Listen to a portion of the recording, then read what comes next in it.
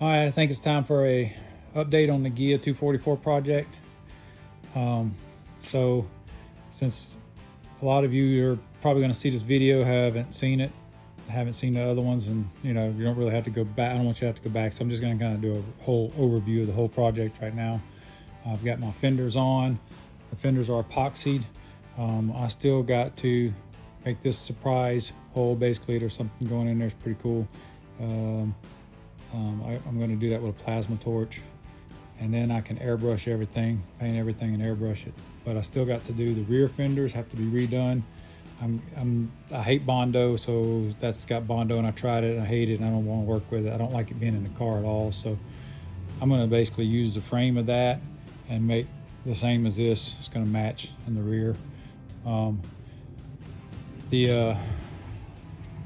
get back to the engine here in a second, but under here I have my fuse panel, and this is called a MICU also because it has a computer on the back side of this, like a mini computer. It's a multiplexing unit.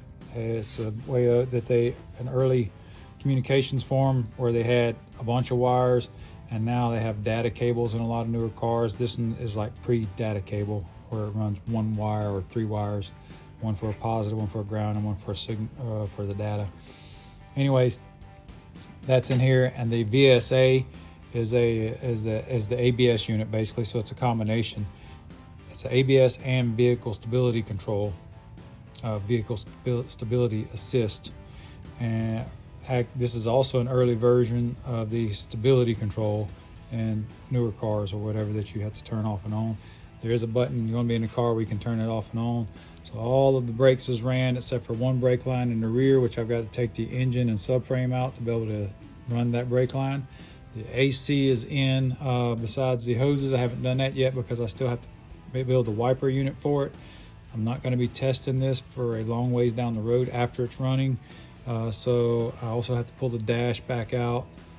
I'm sorry, I just realized my hand is making it out of focus. So the dash has to come back out eventually to finish the dashboard has to come out to finish the dash pad on the top. So I'm not really worried about putting all that in there. One of the wiring harnesses is completely done. All the wires are shortened like they need to be. They're ready to be ran to the back because all my wiring harness is going through the center tube. I built a rack in there, and I don't know if you can see that, but I'll try and get focus on it. But there's a tube rack in there where all my tubes are going to come through. There's not enough light in there, but anyway, the tube rack has like 5 tubes. It's got my heater, AC lines. It's got the charcoal canister line. It's got to run to the engine, the evap system, and then it has a rack on it designed for the wiring harness to go through. So all that is in one set that goes through here. I'll show that to you down the road, maybe in a couple weeks or whatever. But anyway, all that's done. All the electronics that needs to run the car, have security system, have the vehicle stability assist work, has a tire pressure management system work, the EGR system. Pretty much all that is ran. That's coming from these sets of wires. They all ran from here. There's like a whole bunch of wires come from this unit, and some of them are for all that stuff. So I've got part of it ran to here where it's going to connect into the extension wires because they have to be extended anyway, and they're going to run to the back where they're going to plug into the original main fuse panel. That most of the engine in the back area, electronics and electrical, is pretty much going to be exactly the same. So anyways, I'm gonna get to this. The washer ball is done. The EGR canister is up under here along with the wiring harness. All of this front section wiring harness is done. So all the fog lights are ran, all the headlights are run. And if you hadn't seen these headlights, they're freaking cool. It's all LED. So the whole front of the car is basically LED. All this is done. So I don't have to touch anything in here anymore. The bumper's bolted in where it needs to be. Everything's done here. So basically I'm working my way through the wiring. I'm gonna get this panel here, all of the connections hooked to it, and get the next set done. So basically I'm gonna do the same thing with this harness. This is all plugs into here, and I'm gonna get that done the same way this one's already done. Anything else that needs to run to the back be extended here, and then some of the stuff hooked up to these modules and things like that in here. But there's one more harness. This is dash harness. It still has to plug in here, and there's two main connectors here, and all those wires have to be done the same way. But this harness here was part of this harness. You know, this is all the excess wires I've cut out. So I went from like a really big harness to removing this right here was the last harness, all in one harness. That's for a CD changer, radio, things like that. The AC unit in here is actually hooked into the old AC fuses and wiring. So you can still, I'm still using the same fuse block, using all that for the AC unit. So you don't have to worry about anything. If the fuse blows, you know where the fuse is just by looking at the fuse panel, just like it was in the original car. And if you haven't known yet, this is actually an Acura TSX transplant. So I'm actually transplanting most of everything out of the Acura into this car. It's going to have ABS brakes, going to have tire pressure monitoring system, it's going to have the VSA system, it's going to have the alarm should semi work. I'm not going to hook into door locks and I'm not doing the windows, but it's going to think the doors are shut, and as long as the doors are shut, and if you open it with the alarm's going to go off. So you will be able to, should be able to set the alarm on this thing. So all that's pretty much done. A washer bottle's done. It's wired into the wiring harness already. The washer hose is sticking out right here. I still got to put the squirter thing on it. Not a big deal, but I plan on doing that whenever I do the wiper motors and stuff like that. So the seats are in, the steering column's in, it's been in, but so the seats are in and pedals are in. All this stuff's in. The dash is done as far as completed. The AC is in the dash. All that's done. This unit right here, I thought had some pertinent information that displayed from the system, computer system. Main thing was outside temperature and things, which I needed to help with the computer system. Make sure it doesn't throw code lights or anything like that. I don't know that it will with the temperature sensor not plugged in, but anyway, it's all my temperature stuff is actually in the main gauge panel. So this one's going to go away. I'm going to get rid of that altogether, and I'm glad, because I really I just want to keep it as simple as possible. There's several things it's going to be. I got to build a complete center console. That's what this wire is for here. I have my O2 gauge. I need a secondary O2 gauge because of this special exhaust system that's going to be on here. Yes, it's going to have small control. Yes, it's going to have catalytic converters. This TSX transplant, by the way, comes out of a 2007 Acura TSX. I picked it because it's the most powerful VTEC that has actually been made. This side here, by the way, is going to be my intake for my engine. The other side is is going to force air into the engine bay, and that's going to basically push the air, hot air, help push the hot air out the back of the car when it's all done. Once I get this panel in there, there's going to be a lot of heat mitigation going on when I design stuff in the back. But mainly let's get all this wiring harness in the front done and get it to where it can be extended, and then I'll be done with all the wiring up there. Then I can come to the back, I can do all the wiring back here, and then I can make the extensions in between and figure out where it's got to go. The old fuse panel is going to mount right up inside here. That's where it mounted on the original car, because I have the same shock towers and side mounts for the frame, the engine and everything on the side, using all the transmission, all that's original out of the Acura. I just basically cut the whole front of the car off and put in here. So yeah, this is the engine, it's in there. This is, I think, a heater line. This is my EGR. I've just got it laying on top temporarily, but anyways, the engine's in, all that stuff's in, transmission's in. Haven't done anything with the radiator, and the condenser is going to go back here. It's going to pull air through here just like the old air-cooled engine did. But I am going to separate this with sheet metal panels. It's going to curve and come out to force the hot air out the back of the car. I'm going to put some Venturis in that panel, so that same air can actually pull hot air out of the engine bay at the same time. So the idea is to get an airflow going out the back with the heat coming out the bottom, out the back. try to get a little bit of downforce out of that. I don't know if that's gonna help or not, but I'm just gonna try and push that heat out of there. Maybe it'll help with some downforce. These here have vents coming from the inside fender. They're actually vented, so they can go out the back too. I've got to hook up my latch for my trunk lid, you know, and all that's got to be done. The hood latch is out of the Acura. It's right here. Works great.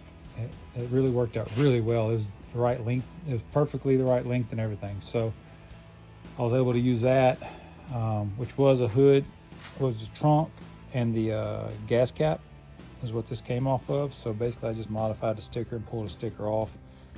No problem. And speaking of gas caps, and while I just noticed, these are the rims that's going to go in the car. These other ones are test rims. They're off of a stock TSX. Also have a gas cap out of the TSX with the lines. The lines actually run underneath and are going to hook to the gas tank. And the gas tank is going to be right here. That's why I'm getting all this other stuff done and making it as neat as possible. So all I got to do is remove this bar, fold it out of the way, get this brake line here and this brake system. That's the reason why this is all on hoses. So I can take this off, I can flip this out of the way, I can take this off and flip it out of the way, and I have plenty of room in here to be able to make the gas tank and make it fit and be able to slide in and out. That's going to be the big key, is getting it in and out. So these are some more ventilation that helps with the heat coming out of the engine bay.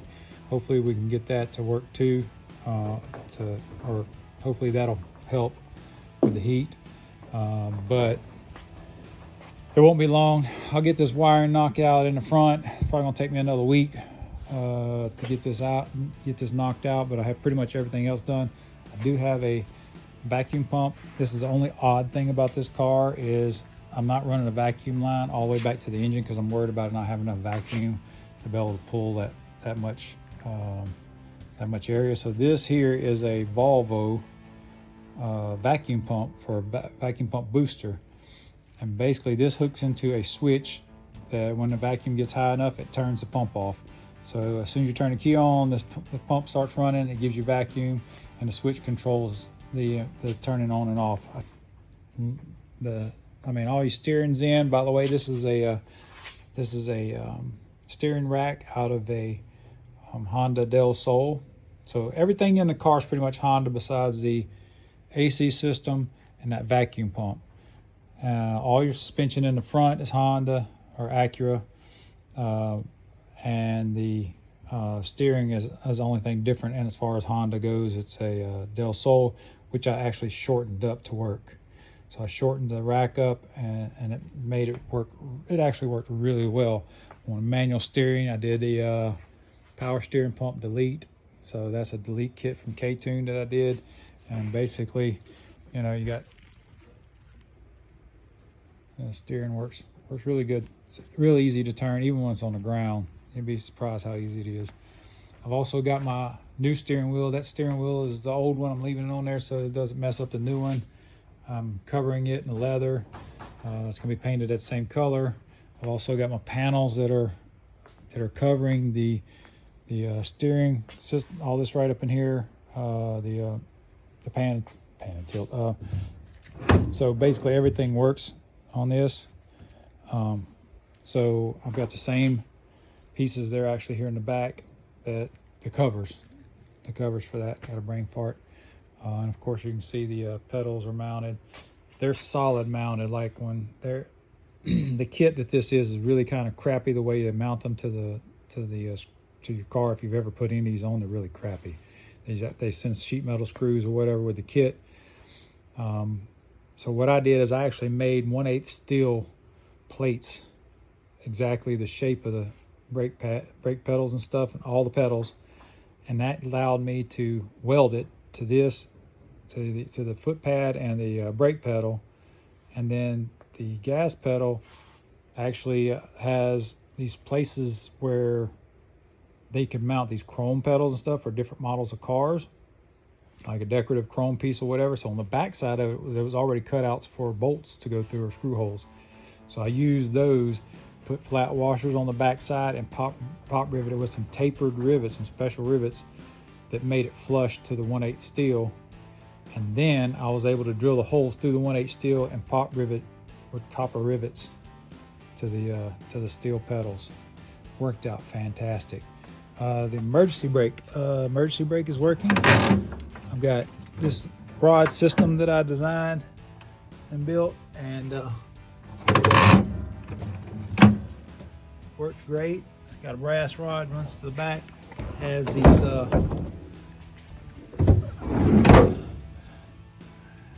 they have these line locks. So it's not going to be the typical brake system. It's going to be where you have to put your foot on the pedal and then you pull the emergency brake for it to work and hold. Because this car has a front end out of an Acura and then another front end out of an Acura. So I have two front ends under the car, basically suspension wise. There is no way to put an emergency brake on here because there's no calipers. There might have been if I did enough research or whatever, try to figure out. Then I had to run the cable and had to figure. There's just so much to that brake system that this was actually easier. And then that way I have. Another thing is you're only going to have those single small disc brakes that are like the really thin brake rotors. They're not the dual brake rotors. They're actually like the single thin rotors. So they're not really that good. You don't have much braking power for the rear. Well, now that this engine is in the rear, I wanted the braking power of the front of the car in the rear. So now it has the same exact brakes all the way around it. So it has front end brakes on the back and it has front end brakes on the rear, or vice versa. Anyways, so on this hole in the hood, because I'm sure I'm going to get asked questions about, oh yeah, my brake booster is sticking out the hood. Well, that's going to be another cool factor of the car. That's going to be part of the art part. So the idea of this car is to be a rolling piece of art when I'm done, and it should be pretty cool. I am running some problem with the hinges for the doors. I'm actually going to have to make the door hinges because it's so bad. The door hinges that you buy now for these, the manufacturer decided well, we'll make them tougher and make them a lot thicker. Well, the problem is it pushed the door back so far the door won't even shut. So it's pretty dumb, honestly, and there's not very many manufacturers out there. In fact, there's probably only a couple that makes these hinges, if not one.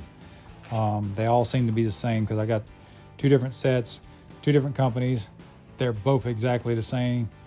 And I had to actually cut the old door hinges off because they were so bad. So I have nothing to go by as far as a model goes. I machined a set of them down. And then unfortunately during the fitting process, made a mistake and broke both bottom hinges. I made one mistake and then my friend helping me made the next mistake, broke the other one. So we both broke one hinge. It was pretty crazy. So that's when I decided I'm just gonna make hinges for it. I'm going to make them have bearings in them, needle bearings. These doors are going to shut really nicely when I get done, and it's going to fit really good. Probably have a little bit more adjustment to it, and that's pretty much where I'm going to go with that. I'm at this point in time. I'm going to 3D print them what I need, figure it out through 3D printing, mount them on there, get the spacing, get all that right, and then I can turn around and make the steel ones, make a jig where I can make the steel ones out of. So that pretty much touches the whole project. Of course, I still got to get the seats covered. There's several things I got to get done to match down the road. I'm not worried about any of that right now. Still dirty working on the car and stuff, so if I get the seats dirty, I'm not worried about it. No big deal. I'm just trying to get this car right now to a test driving point, and pretty much that's it. I mean, I'm gonna plug these in here in just a little bit and start wiring them in like I did this one, make it look the same as that was, or as that right there, basically. All nice and neat, tidied up, tied into everything it needs to be tied into. This side over here is actually done. From here over is what the wiring harness is gonna look like in the car. You can kind of see what it's gonna look like. So this side of the car is literally done. So all this is gonna look just like this when it's finished. So another reason why I want this stuff removable, I can take this stuff out here, this off and that off, in like 10 minutes and have this whole panel out if I need to get to anything underneath. Once the fuel tank's in, that's going to be the only access unless I take the fuel tank out to get to under here if I have a problem. And so I'm going to leave these in here until after I test drive it, make sure the evap and everything's working right, because if I have a problem under here during testing, I can pull it out and I can do my tester check underneath pretty easily. So that pretty much wraps it up. I guess, let's see, here's my other hose that goes to the fuel tank. Yeah, I got my tube in there, down here in the bottom. That's actually going to the EGR. Yeah, that's pretty much it. So follow me on Instagram, Facebook, John Ivan Art.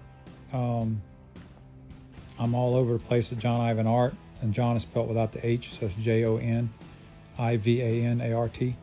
So I'm on all social media pretty much. I mainly post on Facebook with normal stuff right now because I got a lot of people following me there to see the project along. But follow me on YouTube, help me build my people on YouTube. But here's the thing, I don't have time to edit these videos and stuff very much and take the time to do all this. That's the reason why I'm doing videos like this right here. I'm not doing anything special with it, no special effects, any of that stuff. Just gonna do a straight through video, and hope you follow and hope you like it and see how it goes. Thanks a lot.